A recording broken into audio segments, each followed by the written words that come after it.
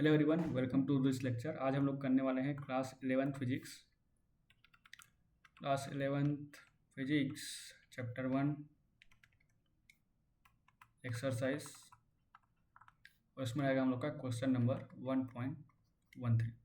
ठीक है, इसके बाद हो सके तो अगर टाइम हमारा बच जाता है तो इसी में हम लोग 1.14 एंड 1.15 ये दो क्वेश्चन भी कर लेंगे। ओके, तो सबसे पहले क्वेश्चन पढ़ लेते हैं। क्वेश्चन में ये बोला गया है कि हमारे पास एक रिलेशन होता है, एक मूविंग मास m और रेस्ट मास m0 के बीच। ठीक है, तो बेसिकली हमारा होता यह है कि अगर कोई भी एक पार्टिकल है जो कुछ v वेलोसिटी से ट्रेवल कर रहा है तो उसका मास कुछ बढ़ जाता है। ये हमको पता है कि उसका मास कुछ बढ़ जाता है।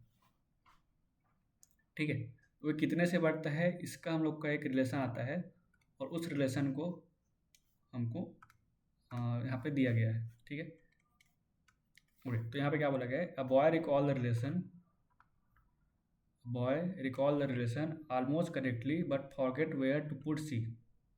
ठीक है, अब सी क्या है, C is a speed of light. ठीक है, तो सी हमारा क्या होता है, सी होता है speed of light.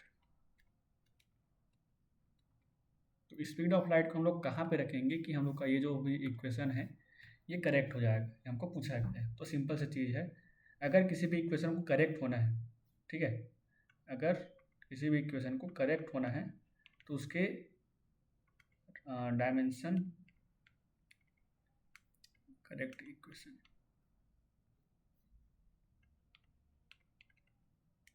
Dimension of left hand side should be equal to dimension of right hand side. ठीक है, तो दोनों साइड का डायमेंशन हमारा सेम होना चाहिए, तब जाके वो जो हम लोग का इक्वेशन है वो सही होता है। तो अगर मैं लेफ्ट साइड का डायमेंशन लिखूं तो वो हमारे पास मास का डायमेंशन है, ठीक है, कैपिटल एफ। और राइट हैंड साइड के ऊपर में तो मास है लेकिन नीचे का जो डायमेंशन है वो कुछ और है। और अगर यहाँ पे ये वाला डायमेंशन अगर हट जाए, ठीक है, अगर ये डायमेंशन लेस हो जाए तो हम लोग का ये इक्वेशन सेटिस्फाई हो जाएगा। ठीक है, अब सिंपल सी चीज़ है, अगर मैं इस इक्वेशन को डायमेंशन लेस बनाना है तो मैं क्या कर सकता हूँ, इसके नीचे में इसको सी स्क्वायर पुट कर सकता हूँ।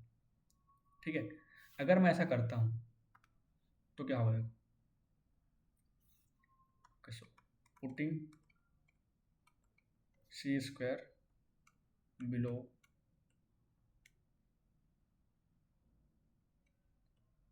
The velocity. ठीक है, तो बेसिकली सी हमारा क्या है, सी भी तो एक वेलोसिटी है। ठीक है, और तो सी स्क्वायर का यूनिट क्या हो जाएगा, इसका डायमेंशन क्या हो जाएगा, ये हो जाएगा L square T minus to. और वी स्क्वायर का डायमेंशन क्या होता है, इसका भी डायमेंशन होता है L square T minus two. तो यहाँ पे हम लोग का जो डायमेंशन हो जाएगा वो M divided by under root of 1 minus L square T minus two divided by L square T minus two. तो यहाँ से क्या हो जाएगा, ये दोनों बराबर हो जाएंगे।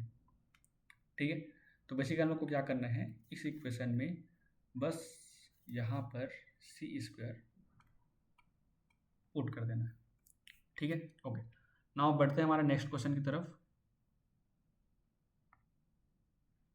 Okay, so our next question is question number 1.14। तो क्वेश्चन क्या बोला है, the unit of length convention on atomic scale is known as angstrom. तो बेसिकली हम लोग का अगर एटॉमिक स्केल में लिखते हैं तो हमारा हो जाता है एंगस्ट्रॉम। ठीक है, और 1 एंगस्ट्रॉम किसके बराबर होता है, 1 एंगस्ट्रॉम बराबर होता है 10 की पावर -10 मीटर। इसका मतलब 1 डिवाइडेड बाई, ऐसे 10 बार अगर जीरो लगा देंगे, 1 2 3 4 5 6 7 8 9 10, तो ये होता है 1 एंगस्ट्रॉम के बराबर। ठीक है, मतलब ये इतना छोटा क्वांटिटी होता है। अब बोला गया है the size of hydrogen atom is 0.5 angstrom. ठीक है, तो हाइड्रोजन एटम का जो साइज उसको 0.5 एंगस्ट्रॉम दिया गया है। Then what is the total volume in metre cube of 1 mole of hydrogen atom. तो बेसिकली हमको यहाँ पे ये बोला गया है कि ए से बहुत सारे हाइड्रोजन एटम अगर एकदम पास पास रहेंगे, ठीक है, एकदम पास पास, बहुत सारे, कितने हैं ये मेरे पास है 1 मोल ऑफ H2 अगर ऐसे है, सॉरी H2 नहीं, हाइड्रोजन एटम ऐसे दिया गया है, तो इसका वॉल्यूम कितना होगा ये हमको पूछा गया है। ठीक है, वॉल्यूम का सिंपल सा फार्मूला लगाते हैं। पहले हमको देखते हैं 1 angstrom is equal to 10⁻⁻10 metre and size of hydrogen atom is 0.5 angstrom. इसका मतलब बेसिकली हमको ये बोला है कि इसका जो रेडियस है वो 0.5 एंगस्ट्रॉम के बराबर है। ठीक है ना। वॉल्यूम क्या होता है? वॉल्यूम ऑफ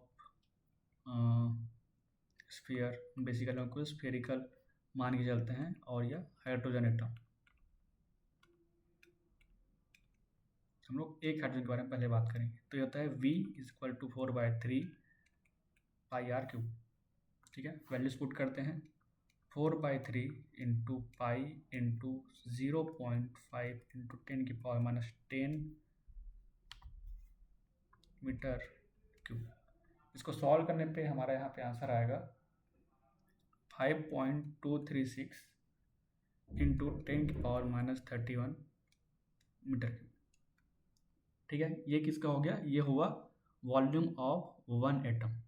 ठीक है, एक एटम का वॉल्यूम है। देन अगर हमको बताना है वॉल्यूम ऑफ 1 मोल एटम, तो यहाँ पे क्या करेंगे? यहाँ पे हम लोग ये करेंगे 1 mole into volume of 1 atom. ठीक है, तो यहाँ से हो जाएगा 1 मोल कितना होता है? 6.022 into 10⁻23 into 5.236 into 10⁻31 metre cube. तो ये हमारा हो जाएगा 3.15 into 10⁻⁻7 metre cube. Okay, I hope ये वाला क्वेश्चन से आपको समझ आया होगा। सिंपल से फार्मूला पे वैल्यूज पुट करना है, थोड़ा कैलकुलेशन लेंदी है, लेकिन ये आराम से हो जाएगा। ओके, नाउ बढ़ते हैं हमारे नेक्स्ट क्वेश्चन की तरफ। ओके, हमारा अगला क्वेश्चन है क्वेश्चन नंबर 1.15। ओके, तो देखते हैं क्वेश्चन क्या बोला है। यहाँ बोला है कि 1 mole of an ideal gas, कोई भी अगर आइडियल गैस है, at standard temperature and pressure occupy 22.4 litre, इसको हम लोग बोलते हैं molar volume. What is ratio of molar volume of atomic volume of 1 mole of hydrogen. ठीक है, तो यहाँ पे हम लोग को बोला गया है कि जो इसका volume size of hydrogen molecule है, इसको 1 एंगस्ट्रॉम देना गया है। ठीक है, तो सिंपल से फिर वही वॉल्यूम निकालते हैं। ओके, अब यहाँ पे डिफरेंस क्या है वो देखते हैं। 1 नहीं, at standard temperature and pressure, इसका मतलब क्या होता है कि हमारे पास जो भी गैस है, ठीक है, इसको ऐसे बनाते हैं, अगर इसको मैं एक बॉक्स में रखा हुआ, तो अगर इसके अंदर में 1 मोल गैस लेता हूँ, क्या लेता हूँ? Ideal gas. 1 मोल आइडियल गैस अगर लेता हूँ तो वो पूरे बॉक्स में फैल जाएगा, अगर इस बॉक्स का वॉल्यूम रहेगा 22.4 लीटर। ठीक है, स्टैंडर्ड टेम्परेचर, हम लोग का स्टैंडर्ड टेम्परेचर और स्टैंडर्ड प्रेशर होना चाहिए। प्रेशर मतलब जो हमारा 1 एटमॉस्फेरिक प्रेशर होता है वो। ठीक है, तो वॉल्यूम ऑफ हाइड्रोजन एटम, ये क्या होगा? 4/3 पाई r³। अब यहाँ पे हम लोग को 1 एंगस्ट्रॉम बोला गया है, तो उसको हम लेंगे 4/3 इंटू पाई इंटू 10⁻⁻3 सॉरी 10⁻⁻30 का क्यूब, तो हो जाएगा 4/3 into pi into 10⁻⁻30 metre cube. ठीक है, volume of hydrogen atom. Then volume of ideal gas at STP, ये कितना गया है 22.4 लीटर। तो इसके अंदर हो जाएगा 22.4 इंटू 10⁻³ मीटर क्यूब। ठीक है, अब हमको क्या लेना है, रेशियो लेना है। ठीक है, सो रेशियो किसका इसका लेना है, हमको क्या बोला गया है, रेशियो बोला गया है टेक रेशियो ऑफ और ratio of molar volume to atomic volume. तो मोलर वॉल्यूम पहले बोला गया तो उसको ऊपर लिखेंगे, molar volume by atomic volume. ठीक है, अच्छा यहाँ पे एक चीज़ और है कि ये जो है 1 मोल ऑफ हाइड्रोजन के बारे में बात कर रहे हैं, तो इसको मैं फिर atomic volume of 1 mole H2 लिखता हूँ मैं, गलती से हाइड्रोजन होना चाहिए। ठीक है, अब देखो, अब यहाँ पे हम लोग का ये चीज़ है कि 1 मोल आइडियल गैस का वॉल्यूम 22.4 लीटर है और वहीं पे 1 मोल हाइड्रोजन का वॉल्यूम बहुत कम होगा। ठीक है, तो ये कितना हो जाएगा 22.4 into 10⁻³ metre cube divided by 4/3 into pi into 10⁻³ into 6.022 into 10⁻23। इसको कैलकुलेट कर तो ये हो जाएगा 0.88 इंटू 10⁻³ प्लस 30 माइनस 23। तो ये होगा हमारा 0.88 into 10⁻30 minus 26 10⁻4 is equal to 8.8 into 10⁻5।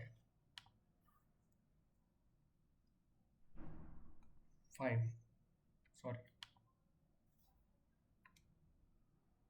ये होगा 8.8 इंटू 10⁻3। ओके, तो इसका रेशियो आएगा 8.8 इंटू 10⁻3, जो कि बहुत बड़ा नंबर है। अब ये बड़ा नंबर क्यों आया है ये भी पूछा गया है। उसका बड़ा नंबर इसलिए आया है क्योंकि अगर हम लोग स्टैंडर्ड टेम्परेचर प्रेशर रखते हैं तो जो 1 मोल गैस है वो पूरा सब तरफ फैल जाता है, उनके बीच में बहुत स्पेस होता है। लेकिन अगर मैं 1 मोल हाइड्रोजन के बारे में अगर बात कर रहा हूँ तो उसका जो वैल्यू, वो जो हम लोग एकदम पास वाले हाइड्रोजन के बारे में बात करते हैं। ठीक है, ओके, सो उम्मीद करता हूँ आपको ये लेक्चर समझ आया होगा। आज के लिए इतना काफ़ी है। मिलते हैं नेक्स्ट लेक्चर में, और आपको कोई भी कहीं पर भी डाउट आता है तो आप कमेंट सेक्शन में पूछ सकते हैं। Thank you for watching and all the best.